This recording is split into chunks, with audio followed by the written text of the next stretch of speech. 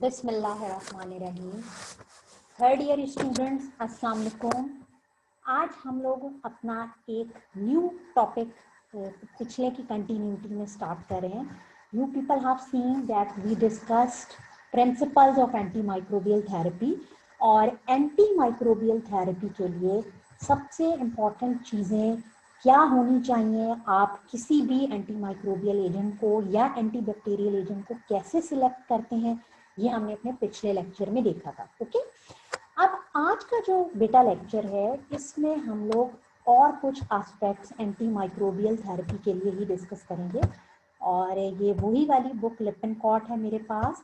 आइए देखते हैं कि और क्या क्या इम्पोर्टेंट एस्पेक्ट्स हैं जो आपको जहन में रखने हैं अगर आप कोई भी एंटी माइक्रोबियल थेरेपी स्टार्ट करने जा रहे हैं। ठीक है, हमने कल फैक्टर डिस्कस किए थे कि cost of therapy, patient factors, all these were discussed in our previous lecture. और आज जो हम डिस्कस करेंगे वो है route of administration of anti microbial therapy. Okay, अच्छा आपके लिए मैं यहाँ सिलेक्ट कर लेती हूँ। ये देखें, तो ये टॉपिक हम लोग आज पढ़ने जा रहे हैं, रूट ऑफ एडमिनिस्ट्रेशन।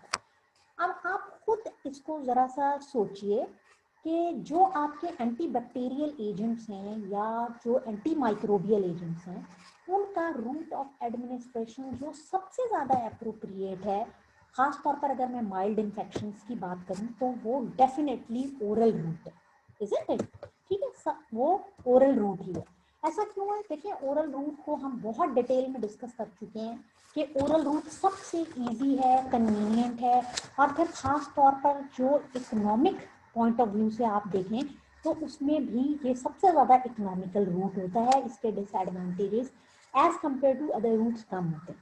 तो डेफिनेटली अगर माइल्ड इन्फेक्शंस हैं तो आपका जो सबसे ज़्यादा प्रीफर्ड रूट होता है वो ओरल रूट ही है एंटी बैक्टीरियल एजेंट्स के लिए या एंटी माइक्रोबियल एजेंट्स के लिए। ठीक है, but in case of the serious infections या ऐसे पेशेंट जो कि हॉस्पिटलाइज्ड हैं, वहां पर आप ओरल रूट जो है उसको यूज नहीं कर सकते।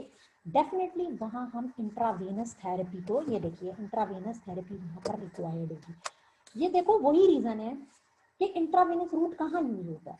हम इसको अपने प्रीवियस सेमेस्टर्स में पढ़ चुके हैं कि intravenous route is use in case if the patient condition is very very serious, एक बार, या अगर वो किसी इमरजेंसी सिचुएशन में है। ठीक है, पेशेंट घर, या ऐसी बहुत सारी ड्रग्स होती हैं जो कि ओरली डिग्रेड हो जाती हैं, यही रीजन होते हैं। और same reasons are applied here for anti bacterial therapy, anti microbial therapy. ठीक है, आप ये देखिए कि ये मैं जरा इसको क्लिक करूं, ये देखें, इन दिस केस आप देख सकते हैं कि उन केसेस में भी जहां पर आपका जो हॉस्पिटलाइज्ड होते हैं पेशेंट, वहां पर डेफिनेटली आप ओरल रूट की तरफ नहीं जा सकते हैं। ठीक है, और वहां आपको इंट्रावेनस थेरेपी की तरफ ही जाना होगा। और कुछ एजेंट्स ऐसे हैं, फॉर एग्जांपल आप ये देखें, कुछ एंटीबायोटिक्स हैं हमारे पास, जैसे वेंकोमाइसिन है या अमाइनोग्लाइकोसाइड्स हैं, एम्फोटेरिसिन बी एक बहुत इंपॉर्टेंट एंटी फंगल ड्रग है। ये ड्रग्स आपके जीआईटी से बहुत ही पुअरली एब्जॉर्ब होती हैं, जो भी मैंने बात की ना कि ओरली डिग्रेड हो जाती हैं। ऐसे एजेंट्स जो कि ओरली डिग्रेड हो जाएं, जिनके आपको एडिक्वेट सीरम लेवल्स हासिल ना हो सकें, उस केस में फिर हम ओरल रूट यूज नहीं कर सकते।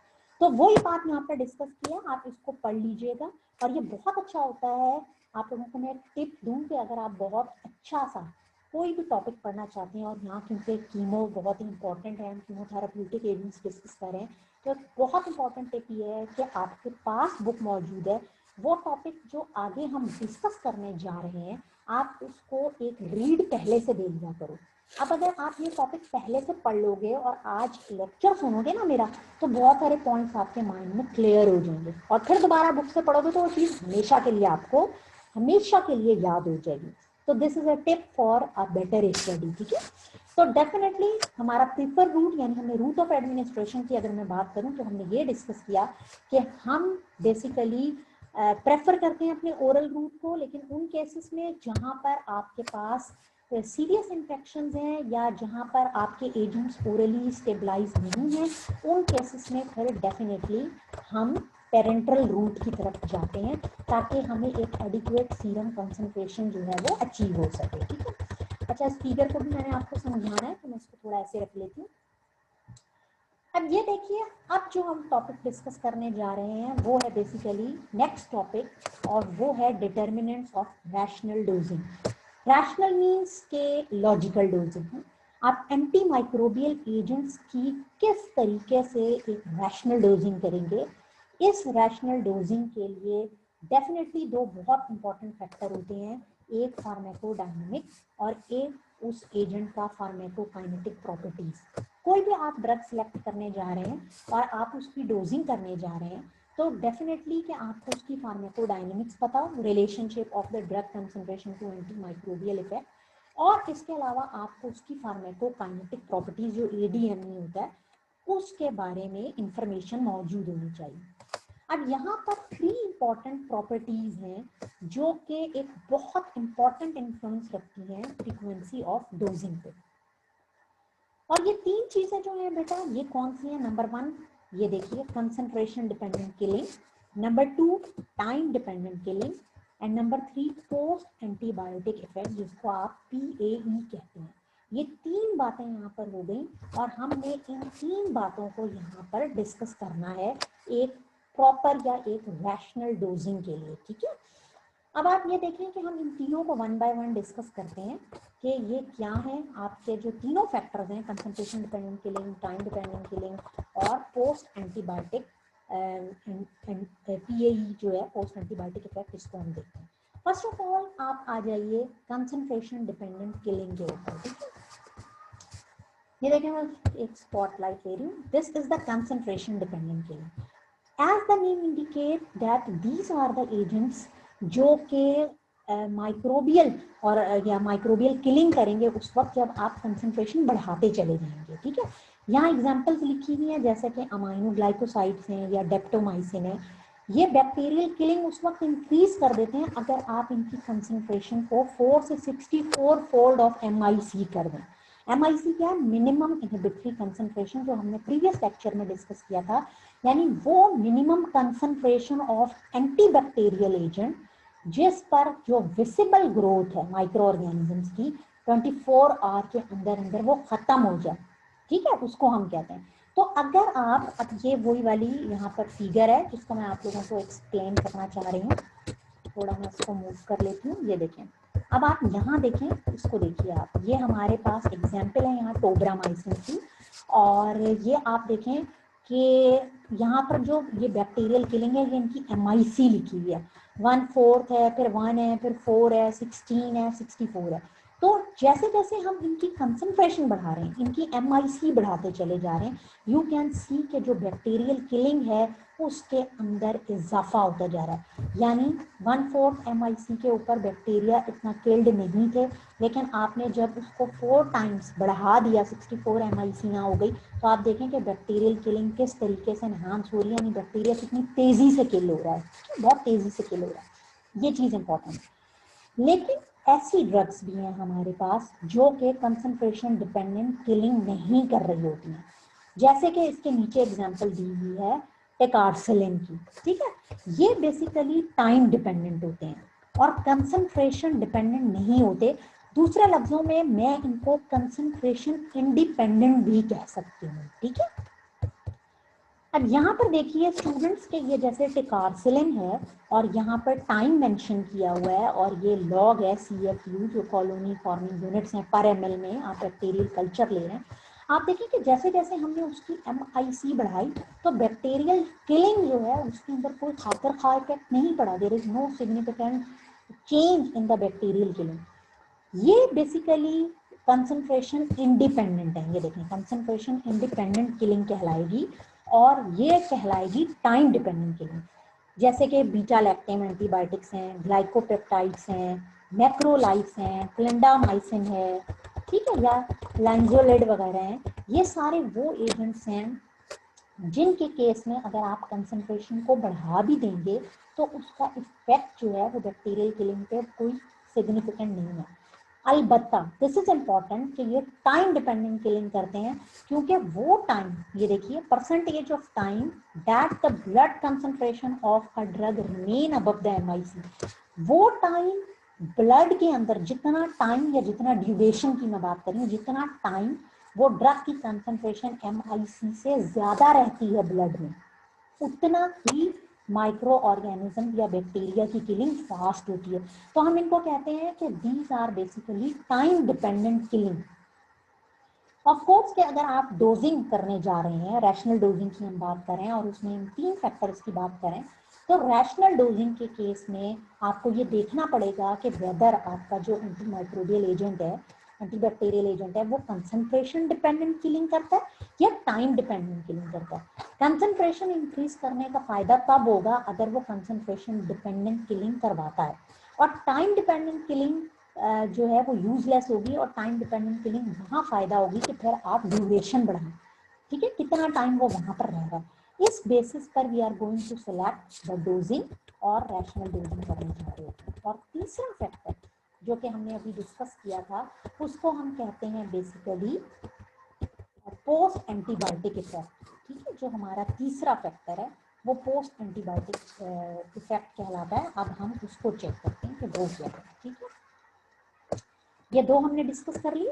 अब आ जाइए पोस्ट एंटीबायोटिक इफेक्ट पे। पोस्ट एंटीबायोटिक इफेक्ट को अगर मैं डिफाइन करूं तो बेसिकली पोस्ट एंटीबायोटिक इफेक्ट का मतलब होता है suppression of the microbial growth that occur after the level of antibiotic have fallen below the MIC। यानी MIC से मिनिमम इनहिबिटरी कंसंट्रेशन जब आपको अचीव होती है, उससे जब नीचे एंटीबायोटिक का लेवल चला गया है और वो जाने के बाद एंटीबायोटिक का लेवल यहाँ नीचे हो गया, आप ये देखिए, और उसके बाद माइक्रोबियल ग्रोथ भी ना हो, सप्रेस्ड रहे, ठीक है, इसको हम कहते हैं post antibiotic effect. Now what do you think, ऐसी ड्रग्स जिनका पोस्ट एंटीबायोटिक इफेक्ट ज्यादा है, फॉर एग्जांपल अमाइनोग्लाइकोसाइड्स हैं, फ्लूरोक्विनोलोन्स हैं, वहां पर आपको 1 डोज पर डे भी सफिशिएंट होगी, खासतौर पर ग्राम नेगेटिव बैक्टीरिया के लिए। तो बेटा दिस इज वेरी इंपॉर्टेंट कि अगर आप डोजिंग की बात करने जा रहे हैं एंटीबैक्टीरियल एजेंट की, तो आप ये तीनों फैक्टर देखिए। कौन कौन से तीनों factor? Concentration dependent killing, time dependent killing और post antibiotic effect. This is very very important, ठीक है। पोस्ट एंटीबायोटिक यानी एंटीबायोटिक के बाद भी अगर ड्रग का इफेक्ट ज्यादा देर तक रहता है तो डेफिनेटली तो फिर आपको वंस अ डे डोजिंग भी सफिशिएंट होगी, अदरवाइज फिर वो सफिशिएंट नहीं होगी, ठीक है। Is that clear? Okay, that's good. अब हम नेक्स्ट टॉपिक पे चलते हैं और रैशनल डोजिंग के बाद अब हम नेक्स्ट बात करेंगे कीमोथेराप्यूटिक स्पेक्ट्रा की। कीमोथेराप्यूटिक स्पेक्ट्रा ये बहुत इंपॉर्टेंट चीज़ है। जब आप लोग अभी आगे डिस्कस करेंगे, सारी ड्रग्स को देखेंगे, तो वहाँ पर this is very very important कि कीमोथेराप्यूटिक स्पेक्ट्रा क्या है। कीमोथेराप्यूटिक स्पेक्ट्रा, अच्छा देखें यहाँ पर आप अगर यहाँ देखेंगे स्लिपिंग कॉट में तो आपको नजर आएगा कि इन्होंने इंपॉर्टेंट बैक्टीरिया को कैसे क्लासिफाई किया हुआ है, ठीक है। ये देखिए कुछ इन्होंने कुछ को डाला है ग्राम पॉजिटिव, कॉक्साई और बेसिलाई, फिर ग्राम नेगेटिव कॉक्साई और ग्राम नेगेटिव रॉड जिनको हम कह रहे हैं, ठीक है। और ये क्लासिफिकेशन की है इन्होंने ग्राम स्टेनिंग, मॉर्फोलॉजी और बायोकेमिकल या अदर कैरेक्टरिस्टिक्स की बेसिस के ऊपर टोटल 8 ग्रुप्स में डाला है इनको। एक ग्रुप वो डाल दिया जिसको एनओरोबिक कह रहे हैं और एक वो जो स्पायरोचीट्स हैं, ठीक है, और माइकोप्लाज्मा और क्लेमाइडिया और कुछ ऐसे बैक्टीरिया जो इनमें नहीं आ सके उनको इन्होंने अदर में डाल दिया, ठीक है। अब इन बेसिस के ऊपर आप कीमोथेराप्यूटिक स्पेक्ट्रा, यानी स्पेक्ट्रा का मतलब ये है कि वो एंटीबायोटिक्स कितने माइक्रो ऑर्गेनिजम्स को किल कर सकते हैं, इस बेसिस पर हमने डिवाइड कर दिया है कीमोथेराप्यूटिक एजेंट के जो स्पेक्ट्रास हैं उनको 3 में। Number 1 narrow spectrum, number 2 extended spectrum and number 3 broad spectrum, ठीक है। नैरो स्पेक्ट्रम का मतलब ये है, जैसे कि आप यहाँ आइसोनाइजेड की एग्जांपल देखें, जो कि सिर्फ इफेक्टिव है अदर्स में से माइकोबैक्टीरिया के अगेंस्ट, माइकोबैक्टीरियम ट्यूबरक्लोसिस के लिए। तो ऐसे एजेंट्स जो सिर्फ ओनली अ सिंगल या limited group of micro organisms के अगेंस्ट एक्टिव हो, उनको हम क्या कहेंगे? नैरो स्पेक्ट्रम एंटीबायोटिक, जैसा कि एग्जांपल दिया आइसोनाइजेड, ठीक है। जबकि सेकंड आप देखिए यहाँ पर जो कि एम्पेसिलिन की एग्जांपल है, ये आ जाएगी एक्सटेंडेड स्पेक्ट्रा में। यानी उस एज द नेम इंडिकेट कि उसका जो स्पेक्ट्रम है, उसका जो ऑर्गेनिजम्स के अगेंस्ट किलिंग एक्शन है, डिस्ट्रॉइंग एक्शन है, वो बढ़ गया है, एक्सटेंड हो गया है। तो उन एजेंट्स को हम कहेंगे कि उनका एक्सटेंडेड स्पेक्ट्रा है। यानी ऐसी antibiotics that are modified to be effective against gram positive organism and also against a significant number of gram negative. अब आप लोग यहाँ देख सकते हो इजीली कि ampicillin is effective against gram positive, enterococci gram negative, listeria gram negative rod, इन सब के अगेंस्ट ही इफेक्टिव है। तो हम कहते हैं कि जनाब इसका एक्सटेंडेड स्पेक्ट्रम है। और एक स्पेक्ट्रम हमारे पास आता है जिसको हम कहते हैं ब्रॉड स्पेक्ट्रम। फॉर एग्जाम्पल इसमें आपके पास टेट्रासाइक्लिन, फ्लोरोक्विनोलोन, कार्बापेनम वगैरह आ जाते हैं। ये वो एजेंट्स हैं जो कि wide variety of microbial species को किल कर सकते हैं या उसके अगेंस्ट इफेक्टिव हैं। ठीक है, फॉर एग्जाम्पल बच्चों ये देखें, टेट्रासाइक्लिन की एग्जाम्पल दी है, यहाँ मैं आपको दिखाती हूँ। ये देखें, tetracycline is effective against gram negative rod anaerobic organism. मैं आपके लिए स्पॉटलाइट सिलेक्ट कर लेती हूँ। ये देखिए, gram negative anaerobic spirochaetes, mycoplasma, chlamydia, others में एक्टिनोमाइसिन, रिकेटेसिया, अमीबा, इन सब के अगेंस्ट। तो ये आ जाएगी आपके बेसिकली ब्रॉड स्पेक्ट्रम एंटीबायोटिक में। ठीक है, और ब्रॉड स्पेक्ट्रम एंटीबायोटिक की एक बात आप लोग ध्यान में रखिएगा कि ये एजेंट्स हम यूजुअली जल्दी एडमिनिस्टर नहीं करते, इसलिए कि इनसे सुपर इन्फेक्शन, आगे हम डिस्कस करेंगे कि what are the super infection, उनका बहुत चांस होता है और उनकी वजह से जो नॉर्मल ग्रोथ होती है आपकी बॉडी के, वहाँ भी प्रॉब्लम हो सकती है। जैसे क्लॉस्ट्रीडियम डिफिसिल की एग्जाम्पल है। तो this is very very important. Okay, is that clear student? I hope so कि आपको बहुत अच्छे से समझ आ गया होगा ये टॉपिक। हम लोगों ने ये डिस्कस किया कि बेसिकली आप डोजिंग किस बेसिस पे सिलेक्ट करते हैं, स्पेक्ट्रा को हम कैसे डिवाइड करते हैं, और इसके अलावा हमने रूट की बात की सबसे पहले कि रूट ऑफ एडमिनिस्ट्रेशन क्या क्या होना चाहिए। अब नेक्स्ट टॉपिक में आप लोग ये ज़रूर पढ़िएगा कि combination of anti microbial drugs जो हैं ये दिए जाते हैं और इनके क्या एडवांटेज हो सकते हैं और इनके क्या डिसएडवांटेज हो सकते हैं। ठीक है, यानी हम एंटी माइक्रोबियल एजेंट्स को कॉम्बिनेशन में मिला के दे देते हैं, और कॉम्बिनेशन में देखें, कॉम्बिनेशन हम यूजुअली प्रेफर नहीं करते, इसलिए कि सुपर इन्फेक्शन का जो है बहुत बड़ा थ्रेट होता है, रेजिस्टेंस के चांसेस होते हैं और टॉक्सिसिटी के चांसेस होते हैं। तीन चीज़ें मैं यहाँ पर आपको बताना चाह रही हूँ। लेकिन उस सूरत में जहाँ पर आपको बहुत ज़रूरी है, जैसा कि ट्यूबरकुलोसिस है, वहाँ पर हमें ड्रग का कॉम्बिनेशन देना पड़ता है, फिर वहाँ पर हम देते हैं। तो एडवांटेज इनके यही है कि अगर आप कॉम्बिनेशन देंगे जहाँ पर साइनर्जिज्म है, जैसे कि बीटा लैक्टम और एंटी अमाइनो ग्लाइकोसाइड्स के अंदर साइनर्जिज्म है, एक दूसरे के एक्शन को ये इन्हांस करते हैं, तो वहाँ आपको फ़ायदा हो सकता है कि इससे आपको एक अच्छा ट्रीटमेंट मिल सके। फॉर एग्जाम्पल के एंटीरोकोकल एंडोकार्डाइटिस में हम देते हैं। लेकिन डिसएडवांटेज इसका क्या है कि इसकी वजह से बहुत अगर कॉन्ट्रडिक्शन है, या जैसे यहाँ आपने साइनर्जिज्म की बात की, अगर एंटागोनिज्म है, फॉर एग्जांपल एक ड्रग है आपके पास, वो बैक्टीरियोस्टैटिक है, ठीक है, हमने बात की थी, जो कि ग्रोथ को ब्लॉक कर देती है, और एक बैक्टीरिसाइडल है सेकेंड ड्रग, जो कि किल कर सकती है माइक्रो ऑर्गेनिज्म को। तो ये दोनों एक दूसरे के एक्शन में इंटरफेयर कर सकते हैं, ये एक ड्रॉबैक। यहाँ पर फिर इंटर एक्शन हो जाएगा ड्रग का, एक ड्रग दूसरे के लिए इंटरफेयर कर रही होगी, उसके इफेक्ट को भी नहीं होने देगी। ठीक है, और एग्जाम्पल भी यहाँ पर है, जैसे कि बैक्टीरियोस्टैटिक टेट्रासाइक्लिन है, ये इंटरफेयर कर सकते हैं बैक्टीरियासाइडल इफेक्ट ऑफ पेनिसिलिन या सेफ्लोस्पोरिन को। और दूसरी बहुत इंपॉर्टेंट बात एंटीबायोटिक रेजिस्टेंस है। जनरली हम एंटीबायोटिक ऐसे नहीं कि उठाई आपने और गोलियों की तरह दे दी, ठीक है, जितना आप एंटीबायोटिक को देने की कोशिश करेंगे रेजिस्टेंस उतनी ही डेवलप होगी। तो ये आप इसको पढ़ लीजिए, और अगर कोई भी क्यूरी हो तो हम उसको डिस्कस कर लेंगे। Till then students, take care and stay safe, stay healthy, और अपना बहुत ख्याल रखिएगा। अल्लाह हाफिज।